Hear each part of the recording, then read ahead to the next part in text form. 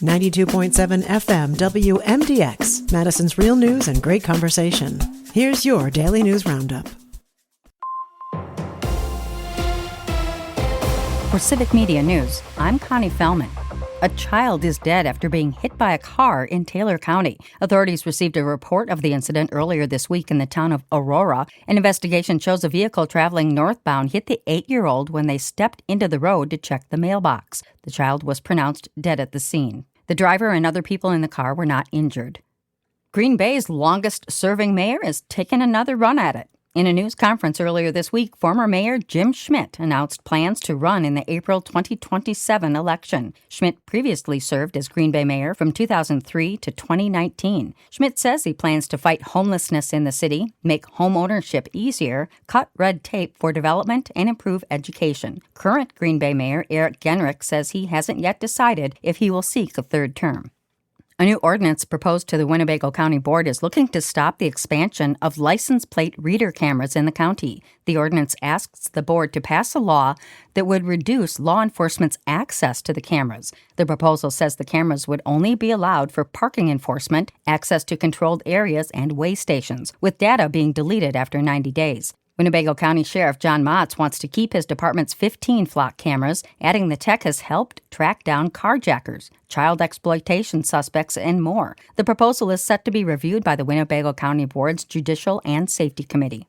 The Appleton Common Council has voted to allow a rally for women's rights to proceed next week. The decision comes after the organizers missed the deadline to apply for a permit. The event is hosted by Appleton Area Now, a group focused on women's rights and eliminating discrimination.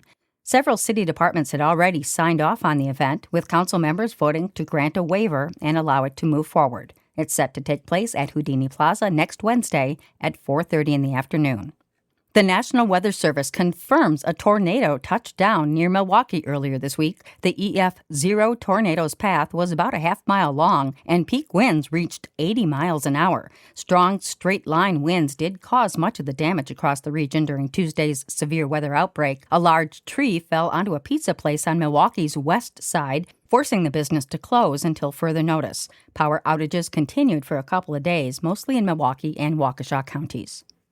A number of law enforcement agencies in western Wisconsin are warning residents of an ongoing phone scam. According to a press release from the Dunn, Trempealeau, and Buffalo County Sheriff's offices, residents have been receiving calls from scammers who claim to be members of law enforcement agencies, requesting money to have a family member released from jail.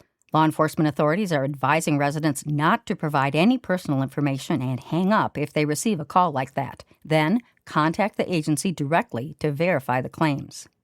The Green Bay Common Council has approved a $750,000 grant match for the shipyard redevelopment project. It comes after the EPA awarded the city an extra $2.15 million in grant funding for the project. The total received is now at more than $7 million. The project aims to turn the vacated brownfield into a destination of recreation and tourism, including a floating dock, fishing pier, a lawn for concerts, dog park, a playground, a splash pad, and a commercial plaza. The next phase of the project is scheduled to be completed by 2027. The City of Wausau's Plan Commission has approved a conditional use permit for an assisted living facility in downtown Wausau. The facility would complement Grant Place, a 70-story 55 and older apartment complex being built on the former Grable site. The facility will have 25 units and be built at 151 McKindo Street. And that's your state news update. I'm Connie Fellman for Civic Media News. Brewer baseball this afternoon. Hi, I'm Mike Clemens with sports, where the Brewers have a late afternoon start against the Atlanta Braves. Jacob Mizorowski on the mound for Milwaukee. The Crew with a 7-4 win over the Mariners yesterday to take that series 2-1. NFL Packers tonight in Denver against the Broncos. GM Brian Gutekunst says he's excited to see running back Marshawn Lloyd off to a good start this camp after 2 years of injuries. You know, when players miss time, that's tough. That's tough on these guys. They're young guys, and they want to be out there so badly. When they get out there and they're playing football, they're usually at their happiest. He's doing a great job with his opportunities. I think he's got a chance to help us this year. In Madison, Mike Tressel asked where the Badgers' defense has improved this year. You know, I feel really good about the front four in terms of depth. I think we can really keep them fresh, which is critical. I mean, it's great to be bigger and stronger and longer and all that stuff, but if you're tired up there, you know, fatigue makes cowards of us all. That's Badgers defensive coordinator Mike Tressel with Sports on Mike Clemens.